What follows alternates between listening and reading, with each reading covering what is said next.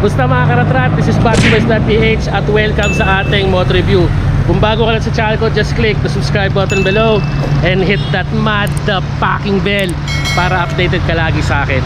Andito po tayo ngayon sa 10th Ave Caloocan Motoposh branch na kung saan merong bagong scooter ang Motoposh, which is yung Evo 150. So titingnan natin magkano yung cash, magkano yung down payment, magkano yung installment at mga requirements. Tara, pasok tayo.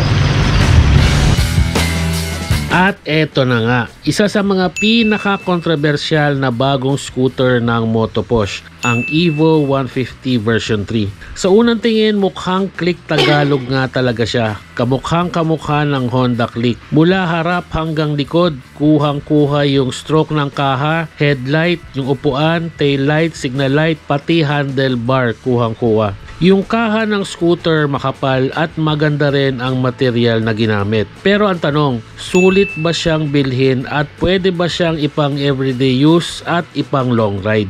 Based sa specs ng Motoposh, ito ay isang 150cc, 4-stroke, single cylinder, single overhead cam, air-cooled, pero ito po ay carb type. Di ka rin mabibitin sa makina nito dahil ito ay may maximum power of 6.4 kW at 6,500 RPM at maximum torque of 8.3 Nm at 6,000 RPM. Ang mga gulong nito 90/80/14 sa harap at 100/80/40 naman sa likod na bagay sa mga bangkingan at everyday use. May fuel tank capacity na 6.5 liters at may fuel consumption of 2.7 liters per 100 km. Naka full LCD display, naka CBS or combi brake system para sa kanyang malakasang safety feature.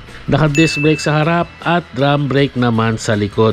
Sa handlebar naman niya, yung handle grip niya maganda ang material at hindi madulas. Yung mga switches kamukhang kamukha sa Click 125. May passing light, high and low, busina at signal light. Sa kabila naman ay kill switch, headlight and push start. Naka shutter lock at may charging port na napaka-importante sa isang rider para makapanood sila ng Viva Max. Atin to syempre. Meron itong large compartment na kasya ang half-face helmet. Naka-OLED lighting system at meron pa itong kickstart. Motoposh Evo 150 version 3 is worth 59,500. Down payment of 4,700 and 36 months of 3,165. Para sa mga requirements, need nyo lang ng dalawang 2x2 picture, driver's license, Meralco bill, barangay clearance, proof of income, and co-maker. Motoposh Caloocan is located at 345 10th Avenue, 2nd Street, Grace Park, Caloocan City with contact number 0999-885-5700. Maraming salamat po at sinamahan niyo po ako dito sa Motoposh Caloocan. Please visit the store para makuha niyo na ang inyong bagong Motoposh Evo 150 version 3. Tanong ng Rat Nation: worth it bang bilhin ang bagong Motoposh Evo 150 version 3 sa halagang 59,500? Comment down below, huwag mahiya para mabigyan natin ng tips at ideas ang ating mga moto viewers.